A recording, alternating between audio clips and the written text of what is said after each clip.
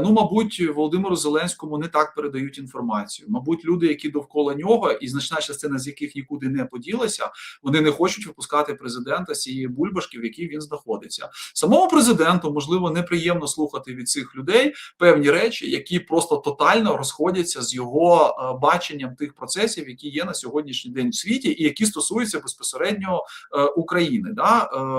А знаєте, чому я роблю такі висновки? Я вам зараз проведу таку одну неочевидну історію. У нас тут нещодавно приїхав в Україну один актор, прекрасний актор. Я його дуже люблю.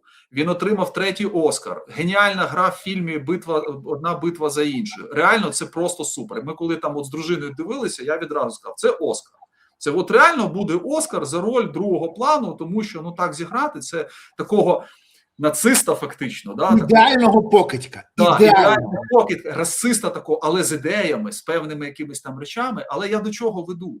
Він приїхав в Україну, честь, хвала йому, велике дякую і так далі. Ну, але він достатньо критично ставиться, в принципі, до Трампа. Давайте це так зрозуміємо. Він їде, там, зустрічається з нашими військовими. Кого ми там бачимо? Ми бачимо поруч людину, яка, як ви правильно зазначили, дуже допомогла Дональду Фредовичу отримувати свій перший імпічмент, який для нього... І ще про це пише бригада.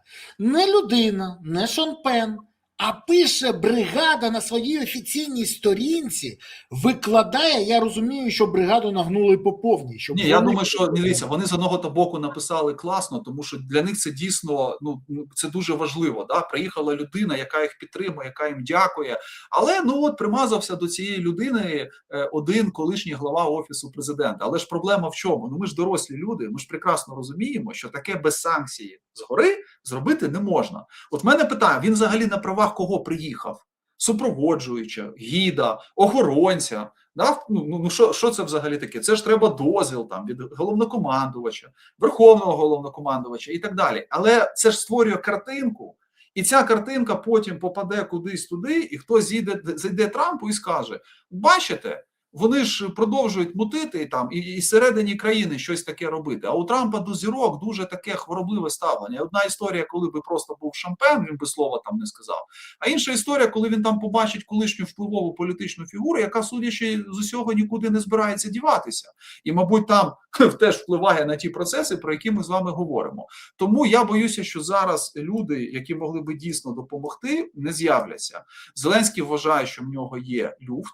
Він вважає, що він зможе пропетляти, він вважає, що він зможе перетиснути всередині країни, в тому числі ситуацію, на свою користь. Хоча я от вчора почув деякі заяви і публічні, і непублічні народних депутатів від фракції «Слуга народу», і я хочу сказати, що Володимир Олександрович може просто не помітити, як влада, абсолютно, яка в нього була, просто тупо вислизне з рук. І парламент, який він зневажав, до якого він ставився, відверто так воно виглядає, да, як до обслуговуючого персоналу, до «Слуги народу» я маю на увазі в першу чергу, да, йому зробить такий просто подарунок в лапках, що він від цього подарунка вже не зможе ніколи оклигати. Тому що в нього повноцінна політична криза, і цю кризу треба вирішити до зустрічі наступної з Трампом, щоб той же Трамп не міг шпирнути нашого президента і сказати, що в тебе ж проблеми всередині країни, що ти мені тут розказуєш про успіхи на фронті? Ти навіть парламентом керувати не можеш. От про це треба, до речі, зараз думати, а потім вже думати, як повертатися до розмов з Трампом. Що я можу сказати? Це правильний висновок, але найстрашніше, я коли сказав, американці чітко артикулювали, навіть через ЗМІ, сказали, що єдина позиція, яка узгоджена у демократів і республіканців по Україні, це щира зневага до Єрмака. І про це писали і Нью-Йорк Таймс, і Політика, і Атлантик, і всі. Тобто це ж не є таємницею. Єрмак дратував своєю некомпетентністю, своєю бидлуватістю, своєю, я би сказав, такою, знаєте, шароварщиною. Це ідеальний варіант. Я вибачаю, знаєте, я бачив один допис іноземних журналістів, там була, як на мене, реально геніальна фраза на Пулітцера, да? Для Єрмака важливі були не результати перемовин, а своя роль в перемовинах. Своя роль в перемовинах. От я коли це прочитав, я думаю, от зараза ж.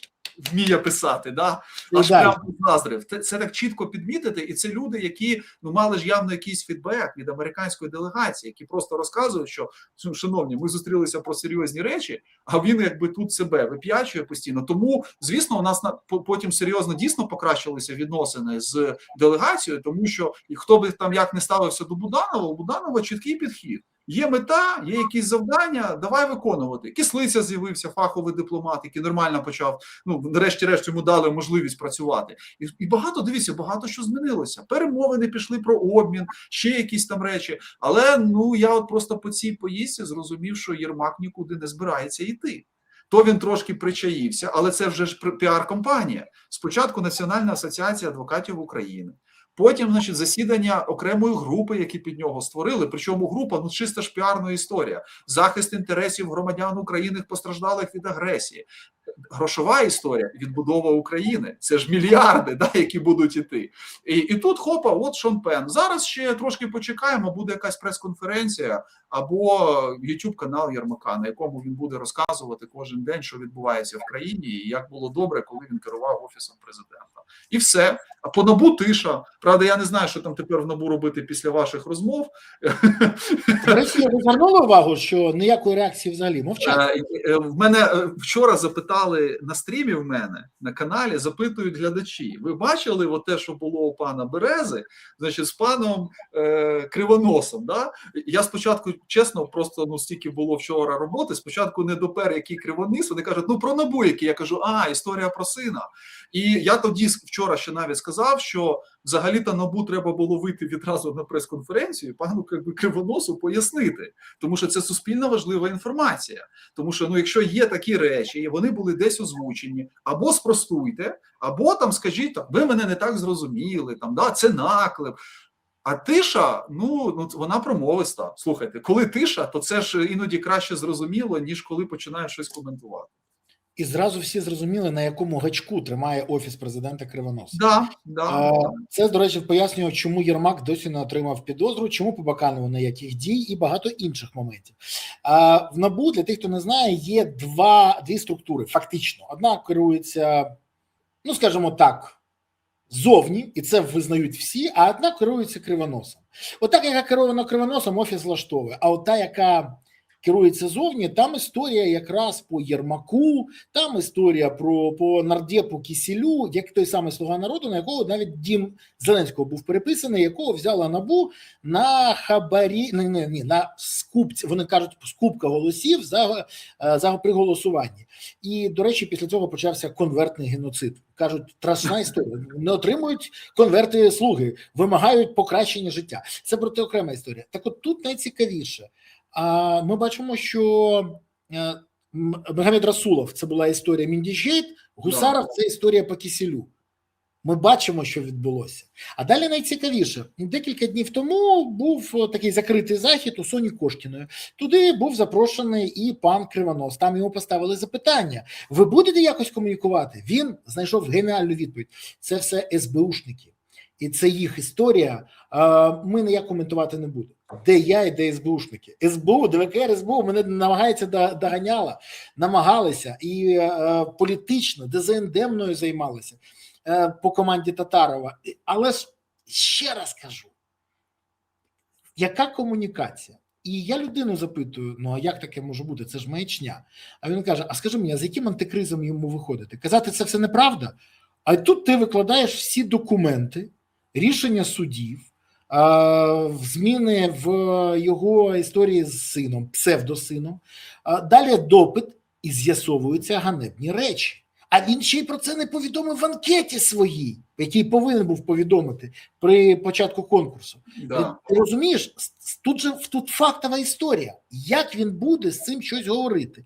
І тому вони мовчать. Як кажуть, роблять харю кирпичом. Але це ж не працює.